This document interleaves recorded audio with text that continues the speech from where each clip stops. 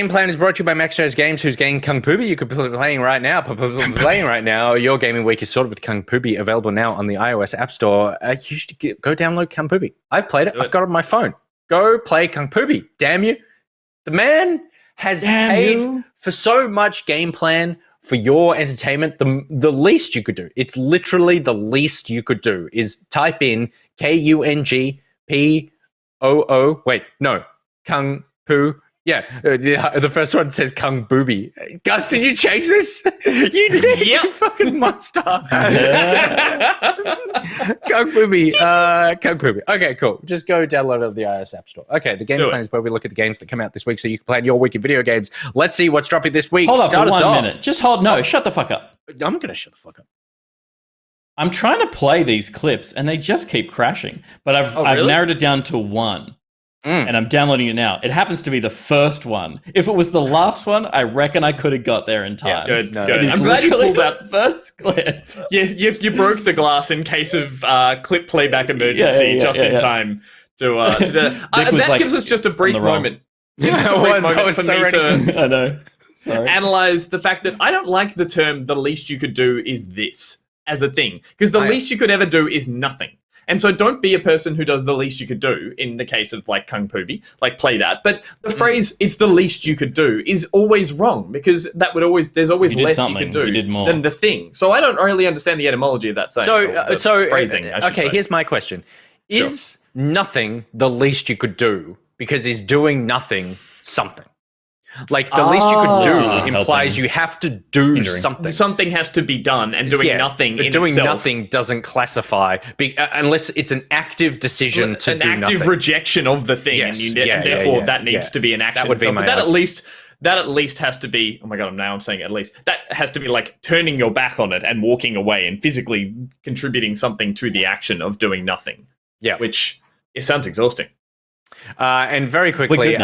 Okay, good. If you're on the Discord, then I recommend going to the creative channel in the Discord right now, because Spazarus has done a quick sketch of Gus as Superman, and it's everything. It's everything that you want to see. As Brad Pitt as Superman. And Dolphin Pants has also done a Photoshop of Gus as Superman as well, which looks pretty good, except for the fact that you're wearing headphones, so it looks like Superman is sponsored by Beats or something. Yeah, listening to some smooth jazz. Nice. Okay, the game plan is where we look at the games that come out this week so you can plan out your week in video games. Let's take a look at the titles dropping this week. Start us off, Superman. Sure thing. Nuclear Blaze comes out on the PC today, a unique 2D firefighting game from the creator of Dead Cells. With all the devastating backdrafts, exploding walls, and sprinklers you could expect, fight your way through a mysterious facility and try to keep the blaze under control. And look how smooth that trailer is playing. Inscription is coming to PC on Tuesday, October 19th. Inscription is an inky black card-based odyssey that blends the deck-building roguelike, escape room-style puzzles, and psychological horror into a blood-laced smoothie. Darker still are the secrets inscribed upon the cards.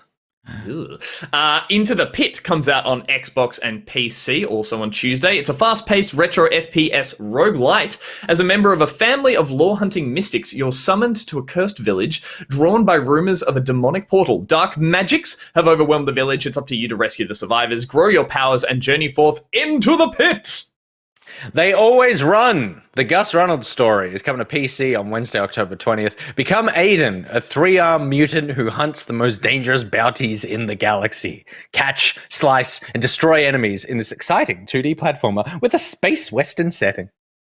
Townscaper is coming out on mobile, iOS, and Android on October the 20th, which is still the Wednesday, and apparently also on the Switch, according to this trailer. It's already out on Switch. Yeah, there we go.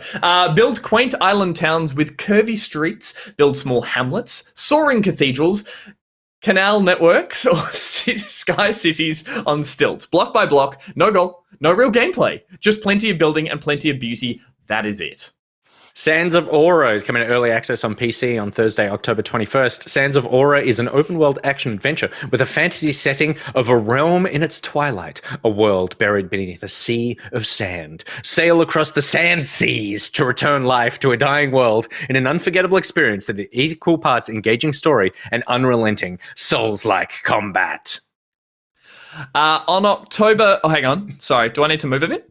I'm just gonna hang on, just this way. I'm just gonna move a little to the left. Comes out on PC. A little to the left is a cozy puzzle game that has you sort, stack, and organize household items into pleasing arrangements while you keep an eye out for a mischievous cat with an inclination for chaos.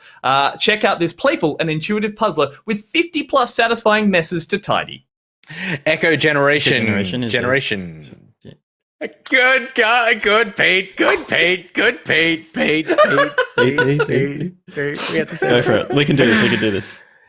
Echo Generation is coming to Xbox on Game Pass and PC on October 21st. Echo Generation is a turn-based adventure game about a gang of kids investigating supernatural occurrences while battling monsters and mechs to save their small town.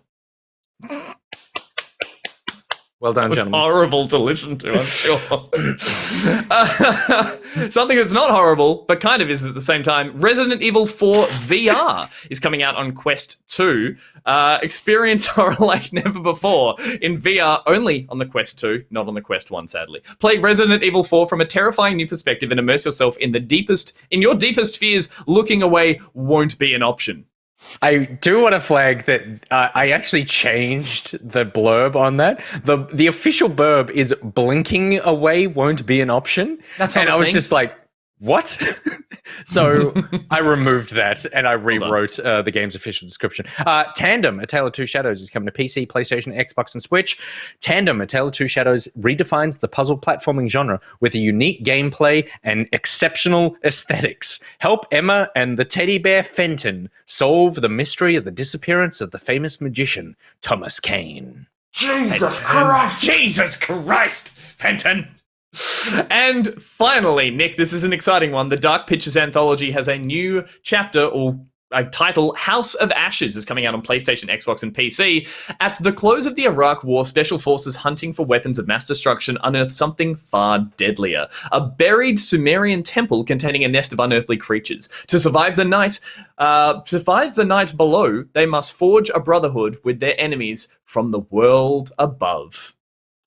And that is everything that you need to know that is dropping this week. Let us know what your game plan is by heading to our Discord and jumping in the Pocketeers Club. Tell us what you're going to be playing this week. But let's start with the boys on the call. Pete, what is on your game plan? There's some interesting little things. There's no smash hit this week, is there? I mean, there is for you in Inscription, but I spoiled that for everyone now. Jesus. Christ, Peter. Peter. I think They Always Run is interesting solely because of the animation.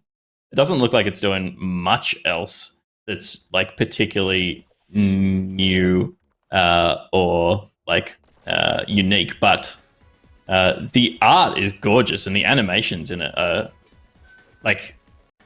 something that I've not really seen before. Totally. It looks like a really stylish anime come to life.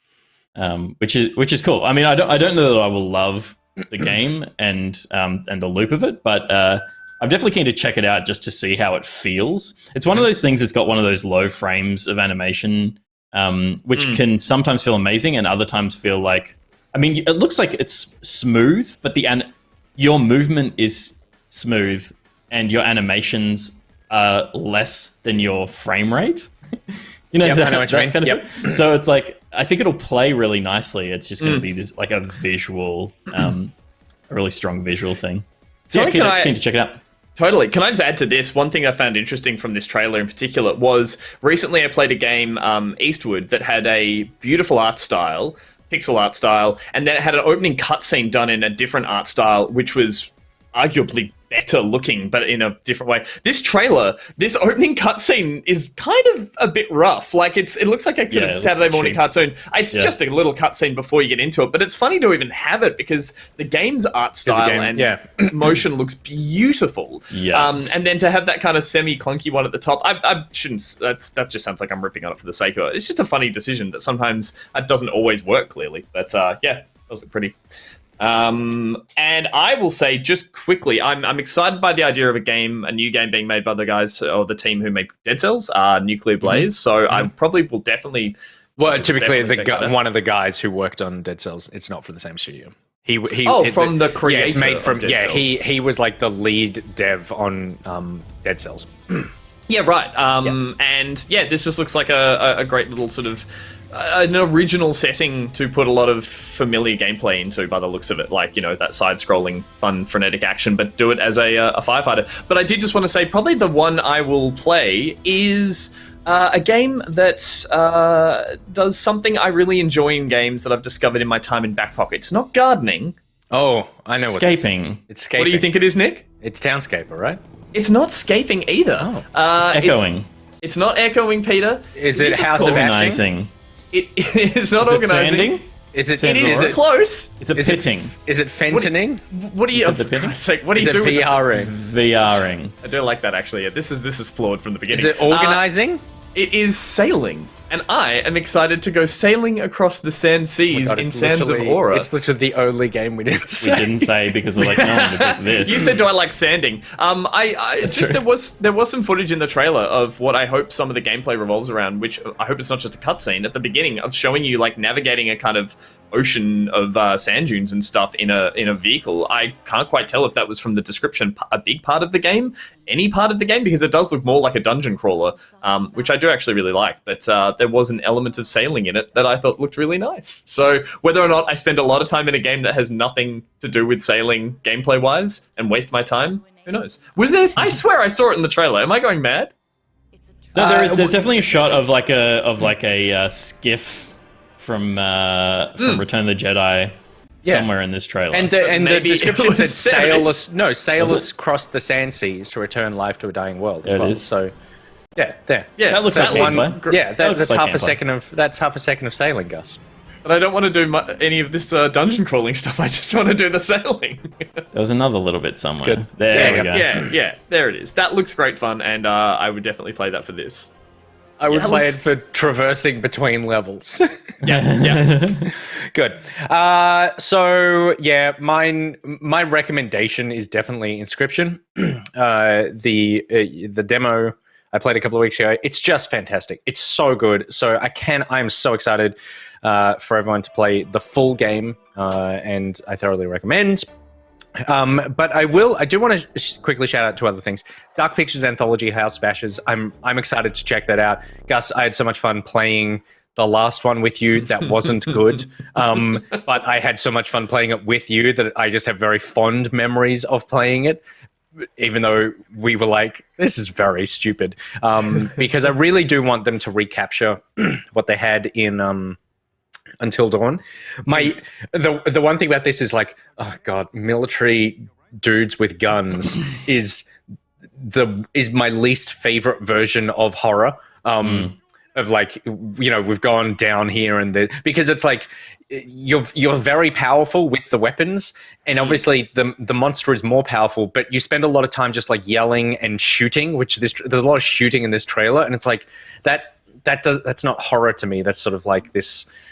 It's just bro shooting guns. To add to that, it's like a large part of horror is about like disagreements, or at least with these guys, about like the characters totally not being able to get along and having like conflicting ideas of what they should or shouldn't do. And that's often like a trope in horror that's fun to explore. I think just having two opposing sides of a military conflict, like that's already the aggression you need. And they're just going to be constant, like, I can't wait to play it too at some stage, but there's just going to be constant like, well, you're on the other side and we want to kill you and we need to get along. There's a bad thing here. The only other thing is that I'm kind of morbidly curious with these games now, because from memory we played Little Hope, and before that one was the one that you liked on the boat.